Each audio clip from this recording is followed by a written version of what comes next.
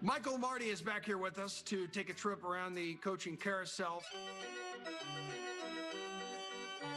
So as of right now, reportedly only 2 positions left open out of what started as 7. Josh Mcdaniels reportedly interviewing for the Eagles head coaching job.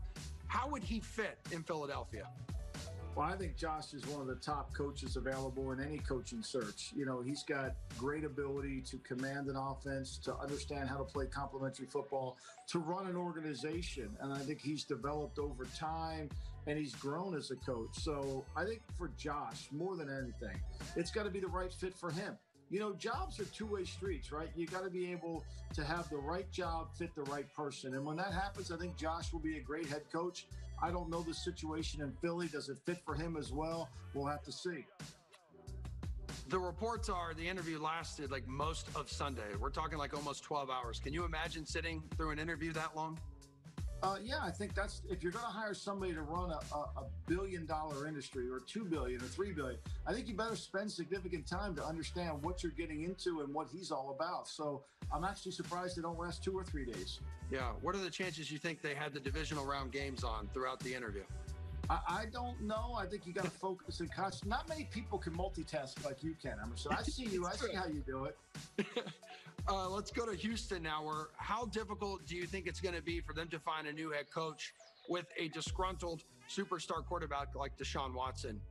Well, we've seen players unhappy before. I think that's the task of the new general manager and the new coach. I think once they get their coach, I think they've got to come in and spend time and learn why he's upset, and then try to figure out how they can solve the problem. You know, 6 months ago, he put his name on a contract that made him one of the wealthiest players in the National Football League. That check was written by the Houston Texans. So this love affair has kind of fallen apart in just 6 or 7 months. There's got to be a way to patch it up. There's got to be some counseling that they can do to get it back. Hey, what's going to be the biggest challenge for Robert Saleh in New York? Well, I mean, first becoming a head coach, I think being multiple within his defense. I think the one thing is he's always played a certain style of defense. And then getting Sam Darnold to play at a high level if they don't draft a quarterback. I think those are his challenges. And I think it's going to be a lot harder than he thinks. And I think it's going to be a big-time conversion for him to go from a coordinator with a lot of excitement to becoming the head coach making hard decisions.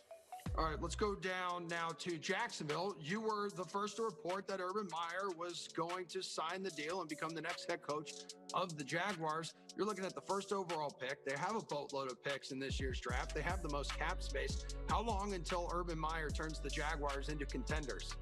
Well, they get a generational quarterback. They've got some pieces. You know, he'll get it together a staff. They're going to be competitive next year just by having a quarterback alone. I mean, that's the difference between good and bad in the National Football League. You know, getting you from 7-9 to 11-5 is the play of the quarterback. And I think ultimately he'll do that with this kid. This young man's a really good player. How unexpected was this move for Brandon Staley, the Rams defensive coordinator, taking over for the Chargers?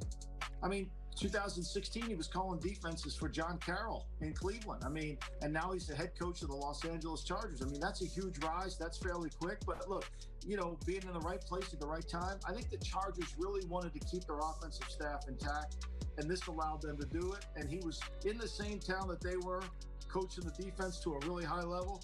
So that's why they probably did it. All right, give me the best case scenario for Arthur Smith down in Atlanta.